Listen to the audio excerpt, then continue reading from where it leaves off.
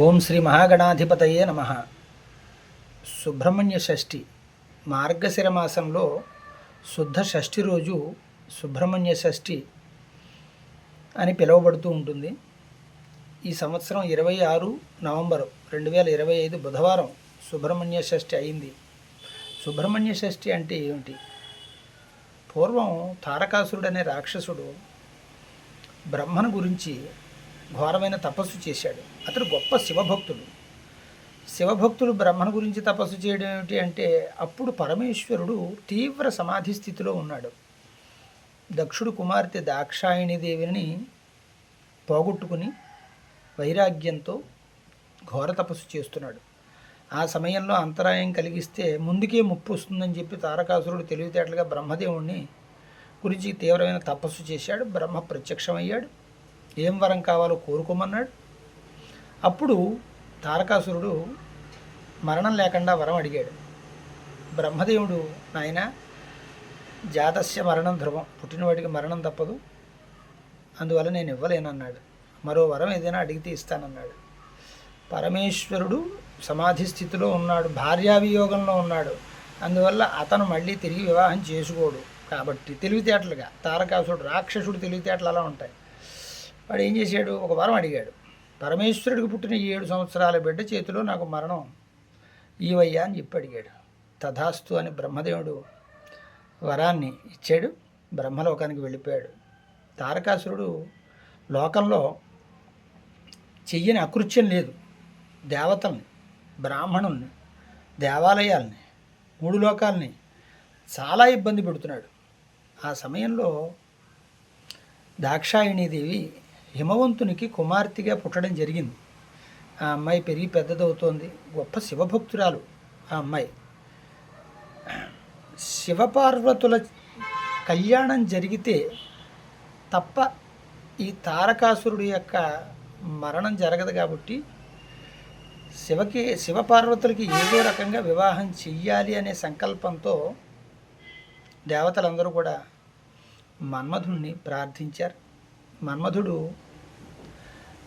ఈ పార్వతీ పరమేశ్వరులకి కళ్యాణం జరగాలనే సదుద్దేశ్యంతో శంకరుడి మీద తన పుష్పబాణాన్ని ప్రయోగించాడు.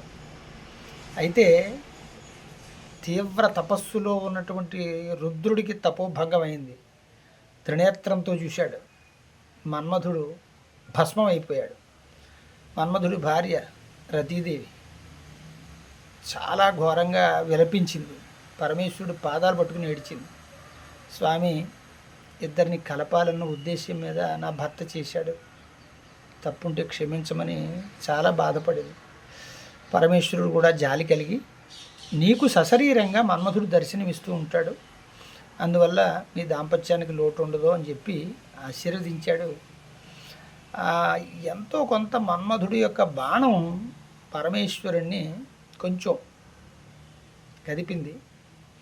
తీవ్రమైన తపస్సు చేస్తూ ఉండే పార్వతీదేవి మీదకి ఆయన దృష్టి మళ్ళింది. ఆ అమ్మాయికి అనేక రకాల పరీక్షలు పెట్టాడు. పరీక్షల్లో ఆ అమ్మాయి నెగ్గింది. ఈ అమ్మాయిని వివాహం చేసుకోవాలి అని ఆయన కూడా సంకల్పించాడు. పార్వతీదేవి కూడా పరమేశ్వరుడు కోసమే పుట్టింది. అందువల్ల వారిద్దరి కళ్యాణం అంగరంగ వైభవంగా జరిగింది. వారు సంతోషంగా ఉన్న సమయంలో దేవతలు ఈ తారకాసురుడు బాధలు పడలేక తీవ్రంగా పరమేశ్వరుడికి మొరపెట్టుకున్నారు. పరమేశ్వరుడు దివ్య దృష్టితో పరిశీలించి బయటకు వచ్చాడు. వచ్చేసరికి వీర్యస్ఖలనం అయింది. ఆ స్ఖలనమైనటువంటి రుద్రాంశని అగ్నిదేవుడు కొద్దిసేపు భరించాడు. తేజోవంతమైంది, భరింప శక్యము కానిటువంటి ఆ తేజస్సుని తను తట్టుకోలేక భూమి మీదకి విడిచిపెట్టాడు. భూమాత ఓషధీలతలతో నిండిపోయింది ఈ వీర్యం వల్ల. ఆమె కూడా తట్టుకోలేక గంగాదేవికి సమర్పించింది. గంగాదేవి శరవణగిరి ప్రాంతంలో 6 కృత్తికలు ఈ పిల్లవాడిని పెంచి పెద్ద చేసేటట్టుగా ఏర్పాటు చేసింది. ఆ 6 ఈ పిల్లవాడిని పెంచి పెద్ద చేశారు. 6 స్తన్యపానం చేశాడు ఆయన 6 ముఖాలతో. అందుకనే షణ్ముఖుడయ్యాడు. ఆయన పెరిగి పెద్దవాడయ్యాక దేవతలు ఆయన జన్మరహస్యాన్ని ఆయనకి చెప్పారు. చెప్పేసరికి ఆయన ఇంద్రుడు కుమారస్వామికి సర్వసైన్యాధ్యక్షుడిగా పట్టం కట్టాడు. ముందుగా పార్వతీదేవి శక్తి ఆయుధాన్ని సుబ్రహ్మణ్యేశ్వరుడికి ప్రసాదించింది. పరమేశ్వరుడు ఆశీర్వాదం తీసుకున్నాడు. తారకాసుర సంహారానికి బయలుదేరాడు. వెనకాల ఇంద్రుడు వజ్రాయుధంతో 33 కోట్ల మంది దేవతలు అనుసరించారు. తీవ్ర యుద్ధం జరిగింది. తారకాసుర సంహారం చాలా రోజులు జరిగింది. జరిగిన తర్వాత తారకాసురుణ్ణి సుబ్రహ్మణ్యేశ్వరుడు సంహరించాడు.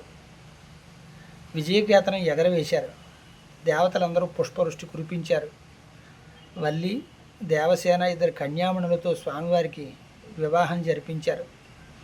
లోకంలో ఈ కథ ఎవరైతే పఠిస్తారో, పారాయణం చేస్తారో, వింటారో వాళ్ళకి శత్రు, రోగ, రుణ సంబంధమైన బాధలు లేకుండా పరమేశ్వరుడు వరం ఇచ్చాడు. శివపురాణంలో ఈ కుమార సంభవం అనేటటువంటి ఘట్టం సుదీర్ఘంగా ఉంది. దీన్ని క్లుప్తంగా చెప్పడం జరిగింది. అందువల్ల ప్రతి ఒక్కరూ కూడా సుబ్రహ్మణ్య షష్ఠికి స్వామివారి దర్శనం చేయండి. తప్పక మన మనోరథాలు తీరుతాయి. శుభమస్తు. జయం.